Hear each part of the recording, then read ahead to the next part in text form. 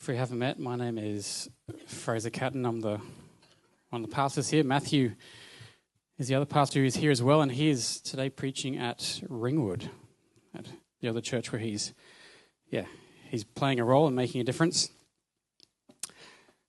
We're kicking off a new series for February, and it's called My Story. And essentially what we're doing is we are inviting people to share their story with Jesus. Now, when you've probably heard people give their stories, or as you might hear it called sometimes, a testimony, their story of what Jesus has done in their life and what it's been like for them. And usually when you hear them,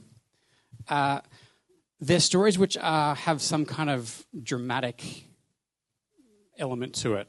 So it might have been, you hear stories of people who were drug addicts and they're about to OD, and then God did something miraculous and they discovered Jesus and then they turned their life around.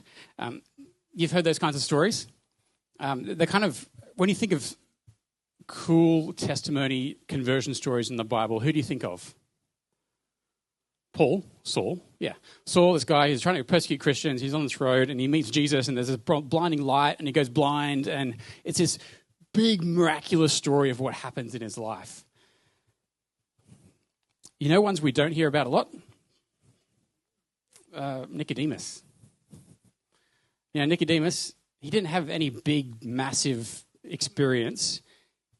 We hear about him in John chapter 3. He meets Jesus, he has a conversation. In John chapter 7, he has he kind of goes to bat for Jesus a little bit in the Sanhedrin, but we only get like a few words.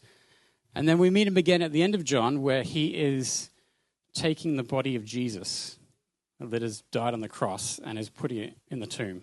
And he's treating Jesus like a king with all the amount of perfume and spices he is putting with his body in the tomb. We don't hear a lot about his story because it's not exciting. It's kind of just a slow, progressive journey as he got to know Jesus and made some big decisions in his life. And I think often a lot of people feel like their story isn't important because it didn't have some massive thing that happened. Anyone kind of resonate with that? If you think of your story with Jesus, you're like, man, I couldn't get up and share that because it's pretty boring, really. Like, I grew up, I had a Christian home, might have gone to a Christian school, and then I met Jesus through all these different people who shared things with me, and then I made a decision, and then, here I am. And you're like, man, who wants to hear that story? We can often have this approach to testimonies because we feel like they should be big in order to be heard, but they should be incredible, amazing. But over the next few weeks, you're going to hear stories from people. And I don't know what all the details of those stories are going to be, but these people are sharing because what's important about their story is not how they got to Jesus, but that they got to Jesus. And as they share that story with you, I hope that it's something that you can hear, you can see, and you can say, hey, no, actually, my story with Jesus does matter. It is a big deal because you met Jesus. That's what matters about your story. So, I'm going to share with you a little bit of my story. In 1961, I was not born. In 1961, a hospital opened up in Hong Kong. And if you've been to Hong Kong, it's on the Kowloon side. It's called Tsuen Wan Adventist Hospital. And I might even have a photo here. All right. So this is Tsuen Wan Adventist Hospital. It opened a long time ago. And about 10 years later, they opened up an Adventist hospital on the mainland, on the island, of Hong Kong. And about 7 years after this one opened, my mum and dad, who are doctors, they thought, hey, why don't we go and do some mission work over in Hong Kong? So they went over there with the plan to stay for 6 months. They ended up staying for about 13 years. And during that time, I arrived. So I guess you could say I was made in China. Which could explain a few things as we go further on my story. But I grew up mostly at this place over here. I was born over there, but mostly grew up here. And you can see there's a building behind the round hospital. That's where I lived, 3 stories from the top. And the top floor was actually where I went to school. There was about, I think at the biggest point, there were 15 kids in the school. And I thought that was huge. It was grade 1 through to grade 7. And then at grade 8, they'd go to, most kids would go to Singapore to the academy, the Adventist Academy. So when I was growing up, to get to school, we started at 8 a.m. At 7:58, I'd run up the stairs and line up outside the door to the school, and the school would begin. And it was a really cool school because it was a while ago, and it was Hong Kong. There was no regulations for anything. At one point, we had a monkey, we had a snake, we had fish, we had a cat, we had birds, we had turtles. It was a really cool school. One of the animals, I think the snake might have eaten one of the birds. And I think the cat might have actually got one of the fish at one point as well. But it was a really fun school to be a part of. The teachers lived in the apartment block as well. And I grew up in this community of people who love Jesus, who were close together because you were in a different country. And being in a different country, in this kind of, it was almost a closed-off environment where you lived on one side, we went to church at the top of the hospital. All the people who lived there were other people working in the hospital. So it was this really close, tight-knit community of people, and we would do camps together. We would do, you do camp in Hong Kong. It is a thing. There's actually quite a few places to go camping. We'd do camps. We would do church and Sabbath school together. We would have lunch at each other's places and dinners. And I was surrounded by people who loved God. I didn't see it for what it was at the time, but it was something that had a big impact on me. Not only that, but I was really blessed to have 2 parents that also loved Jesus. And I remember as a kid, I would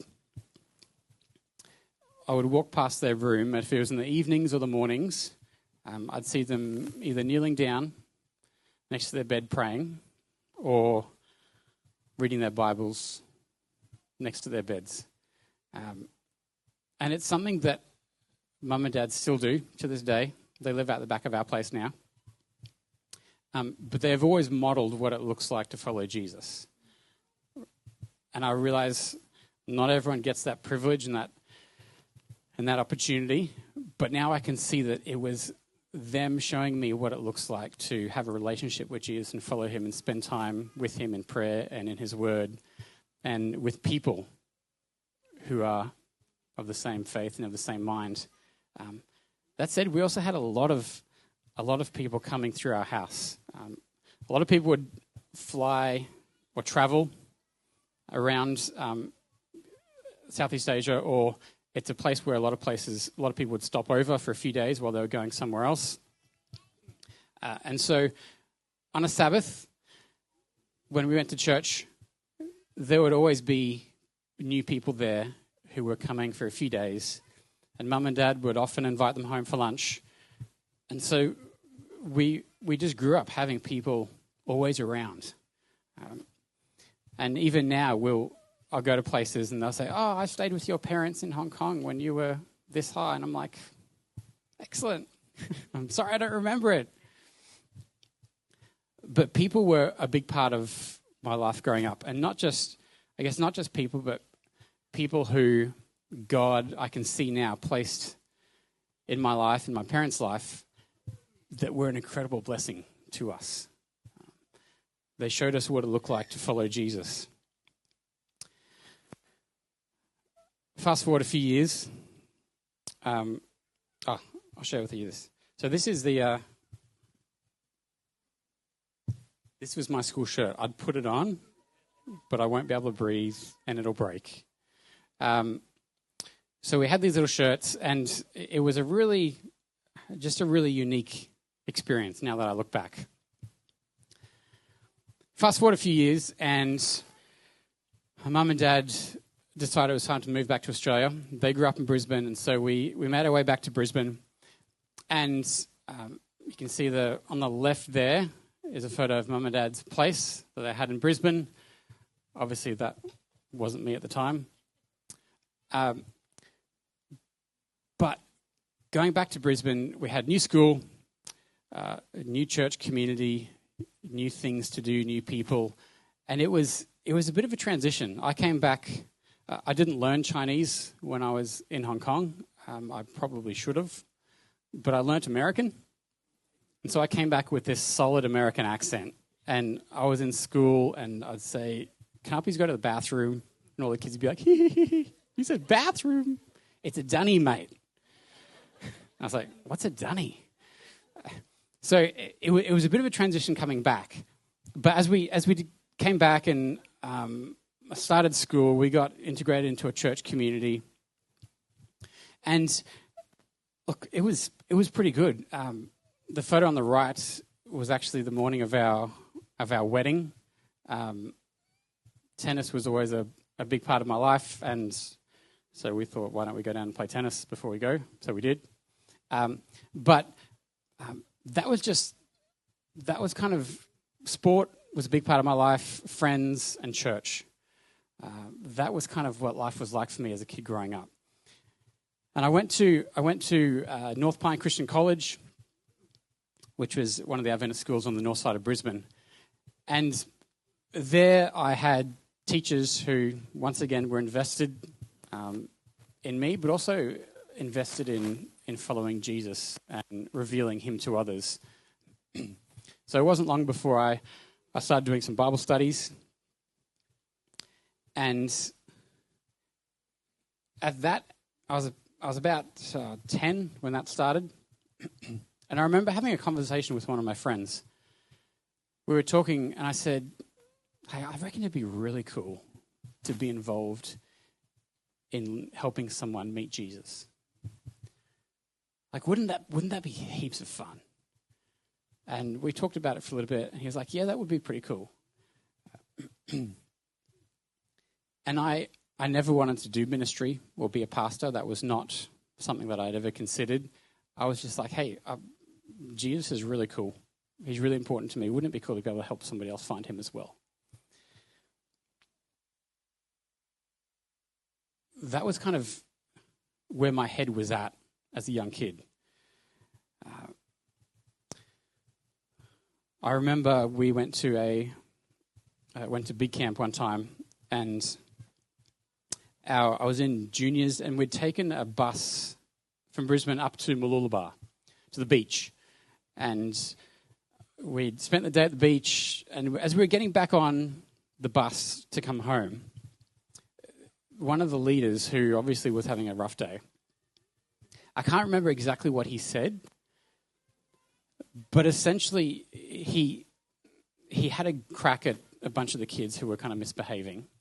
And while I can't remember the exact words, what I remember thinking and feeling when he'd said that was, "Oh, man, that's not right.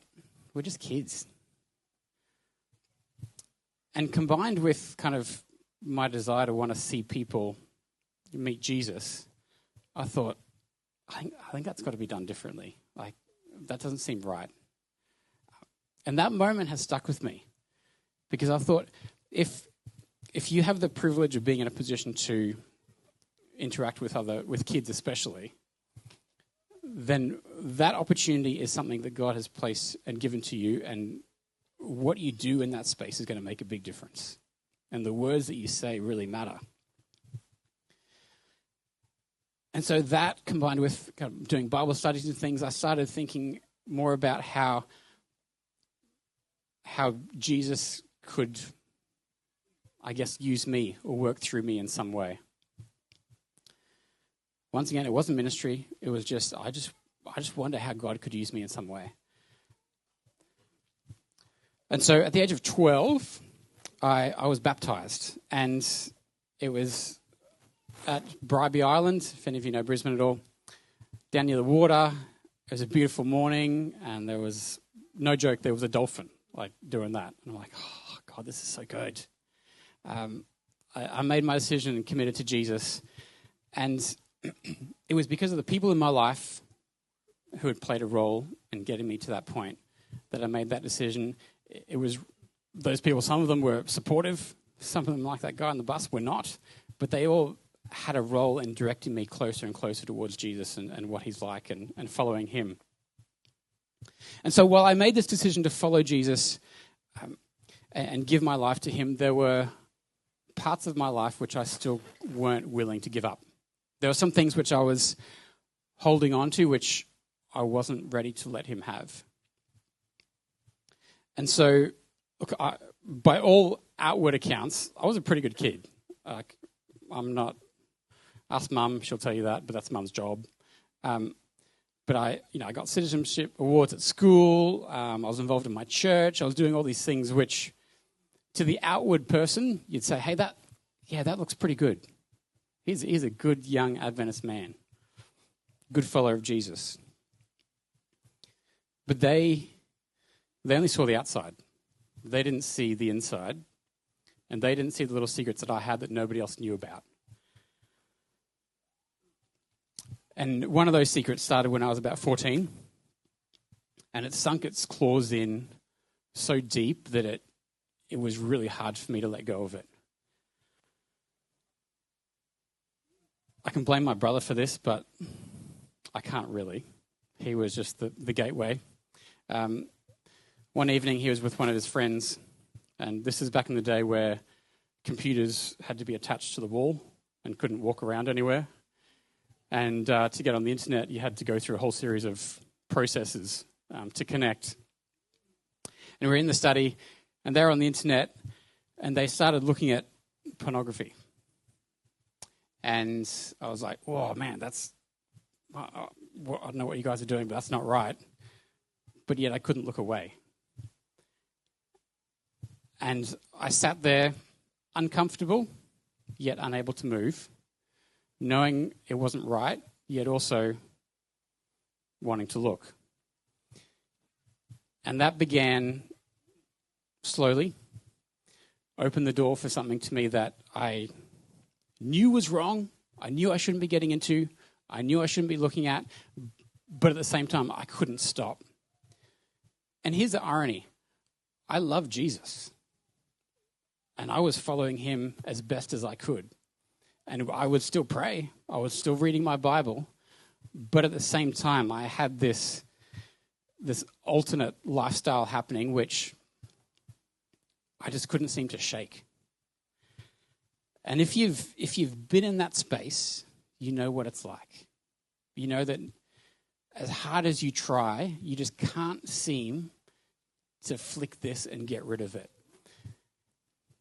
And I would look at things and I would just get sucked in and I would afterwards I'd just feel just like nothing, like a piece of dirt, and this sense of deep shame and regret would just hang over me, and I'd sit in that for a few days and I'd pray and I'd say, "Oh God, I'm so sorry. I know I shouldn't do that. Please help me next time. Give me the strength not to fall into this again and not to do it."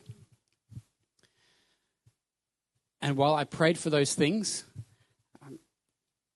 God did give doors for me to escape. I saw them as interruptions. And so the doorbell would ring, or the postie would come, or the internet would cut out, or the page wouldn't load, or someone would rock up to the house. And I'd be like, "Oh, that's not good timing."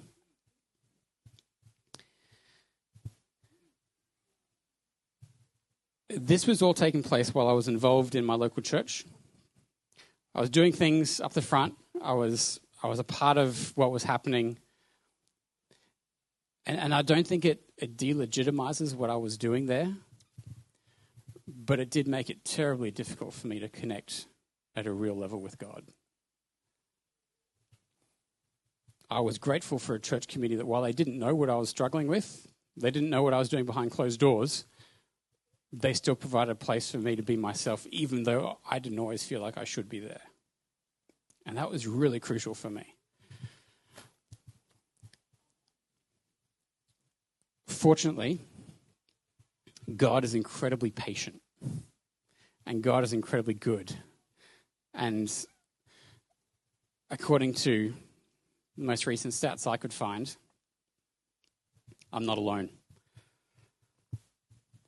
But God chooses to love us while we are still sinners. God says, hey, I see you, I love you, and even in those deep parts where we feel like we are inadequate and not worthy and no good and not undeserving of all of that stuff, it's in those places where Jesus is always still working, saying, hey, I love you. You are still important to me.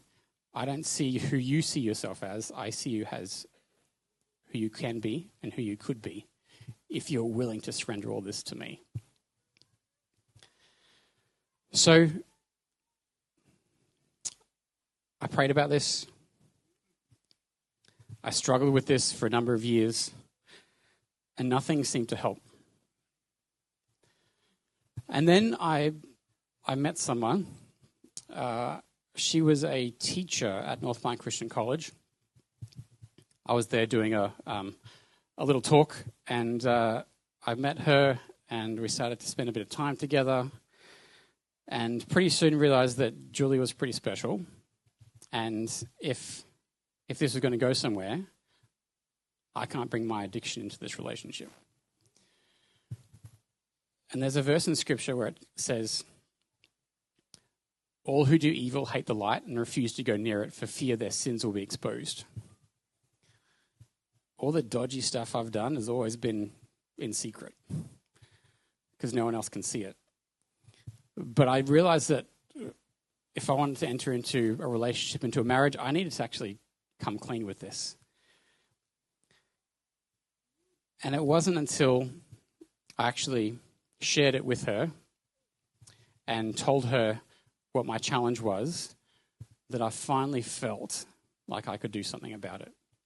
It's funny how things we keep private, we can rationalize away, we can justify, we can do all these things about it, we can pray about it, but I think God gives us community, God gives us people, he shows his patience through those people so that when we are willing to actually surrender it and bring it into the light and share it with someone, all of a sudden there's a whole nother level of accountability. There's a whole nother level of openness, and truth spoken is a really powerful thing.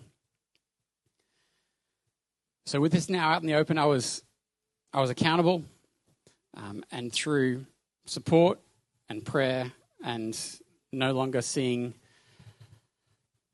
interruptions as interruptions, I saw them as doorways to escape and flee and get out of that space.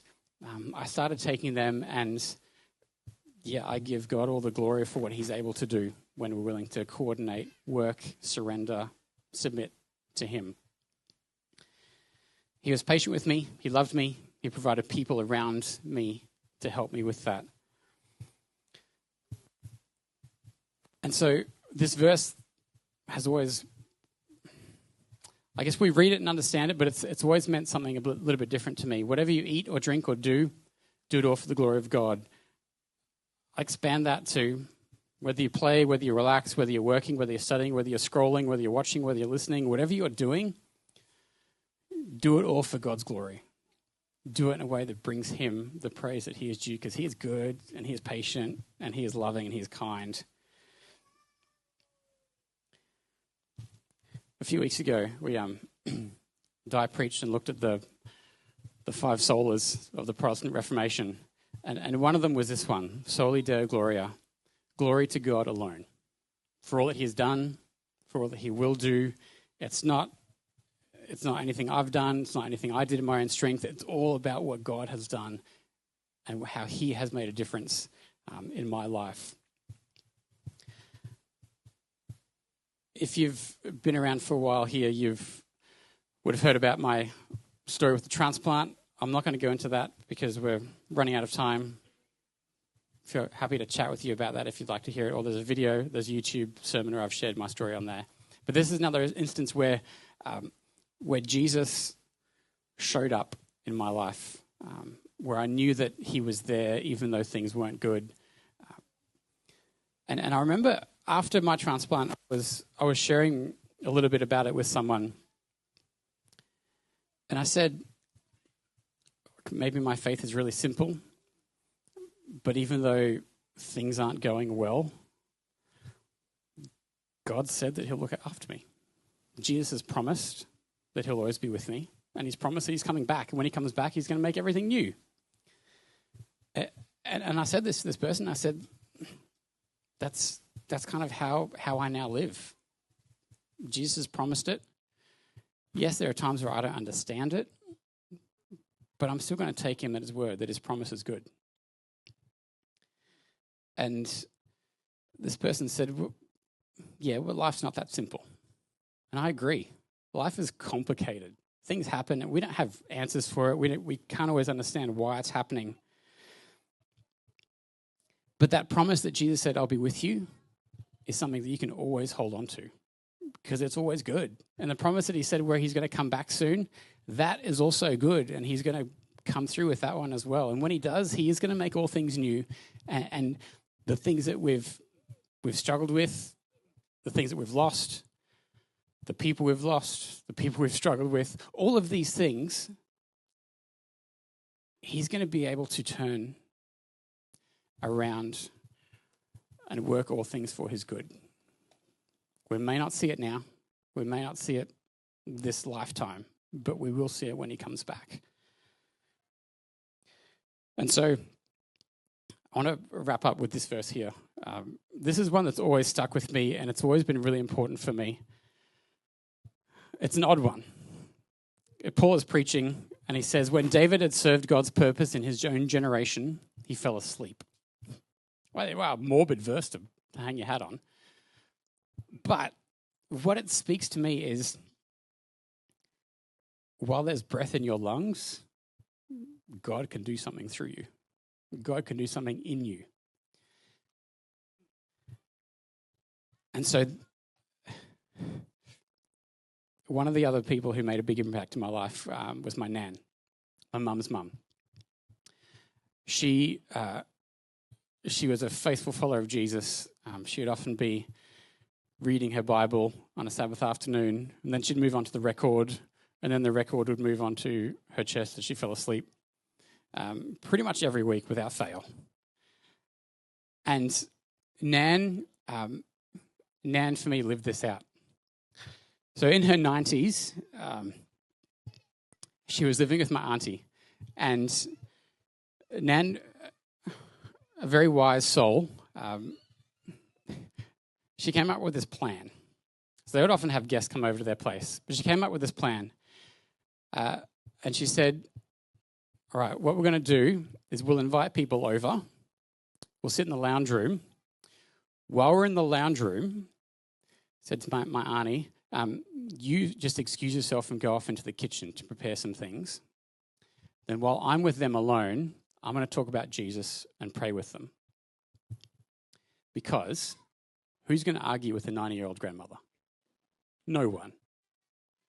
How many times has whose grandmother's offered them food and you've said no? How did that go? You just can't say no to a 90-year-old lady. And so they would do this, and she would just make the most of every opportunity she had because she still had breath in her lungs. So she lived out this whole idea of giving God glory. When my nan's husband passed away in '87 from bowel cancer, they put a little chair at his favourite place to sit near the beach, and on it is a little plaque with his name and with the year he was born, the year he died, and it says, "To God be the glory." ... When Nan passed away, they put another plaque next to that, which said, great things he has done. And for me, that kind of sums up the purpose of life. If we can give God glory through our workplace, through our school, through our neighborhoods, through all the things that we are involved in, that is what we're here to do. There's a verse in, I had it at the beginning. But it says in Isaiah, it says, we are made by God to bring him glory. That's our purpose.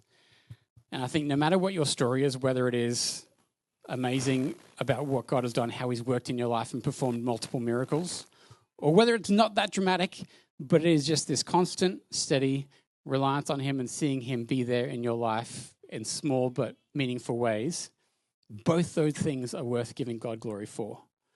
Both of those are stories which are worth sharing. Both of those are stories which people deserve to hear. And both of those are stories which, if you have either one of those or somewhere in the middle, it's a story that matters because Jesus has been there with you and you've chosen to walk with him. I want to invite the team up. We're going to close with a song. But as they come up, over the next few weeks, you're going to hear other people's stories. And as you hear them, I hope you're going to be able to, I hope you can be encouraged by them. You can be inspired by them. But also you can realize that in the everyday, in the mundane, in the my life is not that dramatic kind of way, God is right there with you. And he is doing this with you. There's a quote by Fraser Catton. He says this: what we need to know, of course, is not just that God exists, not just that beyond the steely brightness of the stars there is a cosmic intelligence of some kind that keeps the whole show going, but that there is a God right here in the thick of our day-to-day lives, who may not be writing messages about himself in the stars, but who in one way or another is trying to get messages through our blindness as we move around down here knee-deep in the fragrant muck and misery and marvel of this great world.